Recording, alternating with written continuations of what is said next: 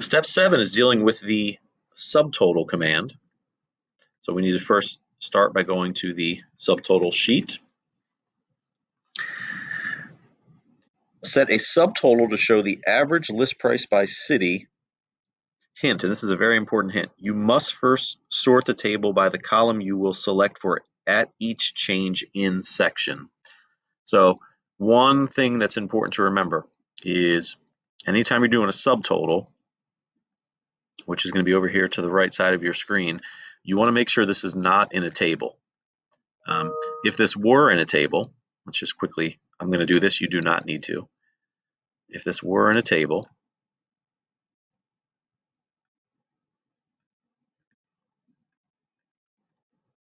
and I'm in one of the cells, notice how the subtotal command won't let me do that.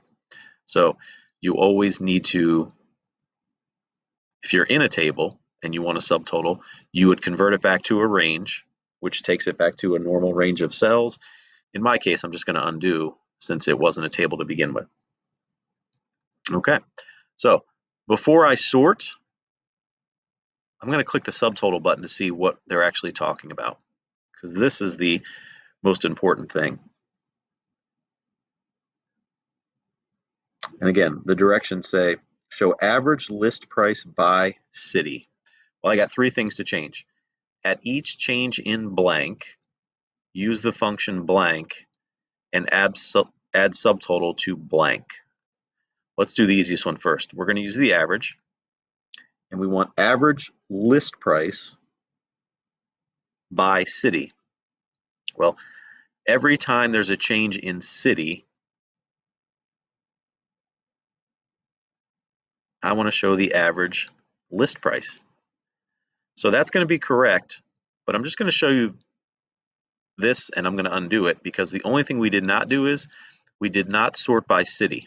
You can see the cities are all over the place. I'm going to press OK to see how it shouldn't look. And since it's not sorted by city, there's multiple averages for the same city. Okay, this does not look good, not formatted well. I'm going to undo that. Come back to this step. So let's sort by city first. Now, a lot of people think, well, you can't sort because it's not a table. You definitely can. So I'm going to click cell C1. I'm going to sort A to Z, which is alphabetical. And now all my alpines are together. All my American forks are together. And now I should be able to go back to subtotal. As long as I'm clicking in a cell, let's go back to subtotal. And watch how different this looks. This actually saved the setting for me. It may not for you if you just watched. So make sure that one's changed to city. That's average. I take it back. It actually didn't because I made a total mistake. Did you catch that? That was supposed to say list price. My apologies for that. So at each change in city, use the average list price.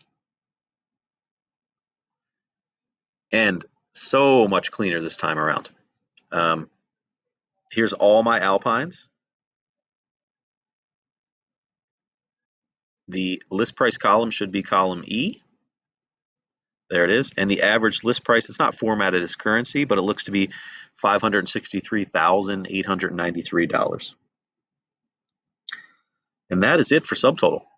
Step B, it says format the 5 average city prices and grand average as bold and currency. And it even says, can you use the format painter to do this? So we're going to do Alpine average, bold,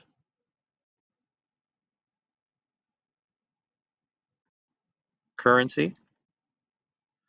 And I'm going to use this really helpful tool, the format painter. I'll double click it. My cursor now has a paintbrush. I'll click the Alpine fork, which looks to be cell E43, Cedar Hills, Eagle Mountain, Leahy, and Grand. And I'm going to press escape so the paintbrush goes away. And the last step is set the results at level 2. Well, right over here are my levels. Level 1, level 2, level 3. Level 1 shows you the least. This is just showing you the